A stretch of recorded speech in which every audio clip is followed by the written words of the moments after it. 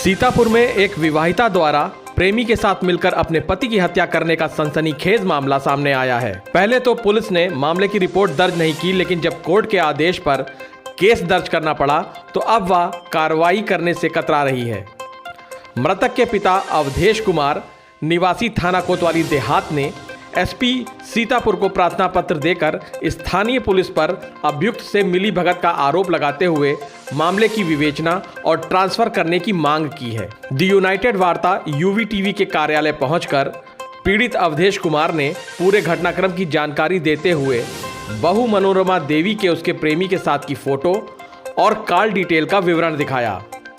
उन्होंने आरोप लगाते हुए बताया कि बीती 22 सितंबर को उनके बेटे रोहित वर्मा की हत्या रोहित की पत्नी मनोरमा देवी ने अपने अज्ञात प्रेमी के साथ मिलकर की है।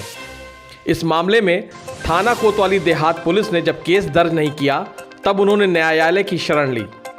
कोर्ट के आदेश पर पुलिस ने केस तो दर्ज कर लिया है, लेकिन कोई कार्रवाई न करके अभियुक्त को बचाने का प्रयास कर रही है। मृतक के पिता ने पुलिस अधीक्षक से मिलकर उन्हें पूरे घटनाक्रम से अवगत कराते हुए कोतवाली देहात की बजाय कहीं और से विवेचना कराए जाने की मांग की है। सर 22/9/2022 की बात है। 22/9/2022 को हमारा लड़का ख़त्म हो गया घर पर। हम लोग उस दिन लखनऊ में थे, माताजी बीमार थी तो वहाँ लखनऊ गए हुए थे। यहाँ पर रोहित हमारा बड़ा बेटा और बहू मनोरमा और 2 उसके बच्चे, दोनों लोग थे, 4 लोग थे। तो 22/9 को हमारे पास बहू के भाई ने फ़ोन किया, प्रदीप ने कहा कि आप लोग घर पर आ जाइए, आपके जो है लड़के ने कल रात दारू पी ली ज़्यादा और वो ख़त्म हो गया।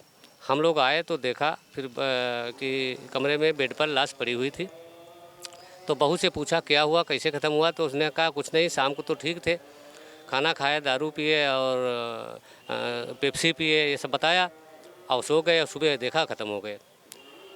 तब उसकी बात को विश्वास करके हम लोग जो है सोचा कि चलो ये स्वाभाविक मौत हो गई। हम लोग उसको ले जाके और गांव में अंतिम संस्कार कर दिया 22/9 को ही। उसके बाद दूसरे दिन बहू ने जो है हमारे भतीजे से कहा हमारे मोबाइल से एक नंबर डिलीट कर दीजिए।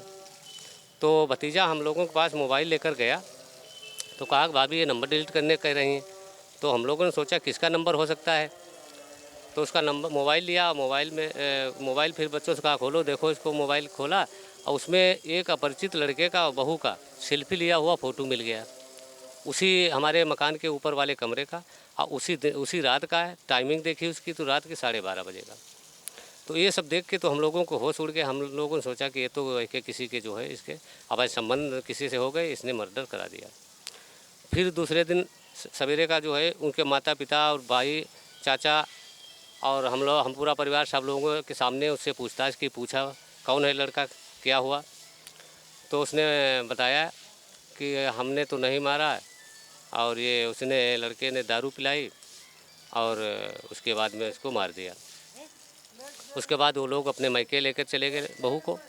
हम आए 26 तारीख को, हमने थाना कोतवाली में देहात में एप्लीकेशन दिया तो हमारी FIR नहीं लिखी गई। पहली तारीख को हम CO साहब से मिले, 7 तारीख को SP साहब से मिले, फिर भी FIR नहीं लिखी गई। फिर हम न्यायालय की शरण में गए 15 तारीख को। तो न्यायालय से कोर्ट से हमारा जो आदेश हुआ सर, तो उसके बाद अभी 5/11 को हमारी जो है FIR लिख ली गई। तो अब हम ये सर चाह रहे हैं कि हमारी जो है निष्पक्ष जांच करके अगर ये दोषी हैं तो उनको सज़ा दी जाए। हम यही शासन प्रशासन से गुजारिश करते हैं, हाथ जोड़ के निवेदन करते हैं कि हमारी निष्पक्ष जाँच करा दी जाए।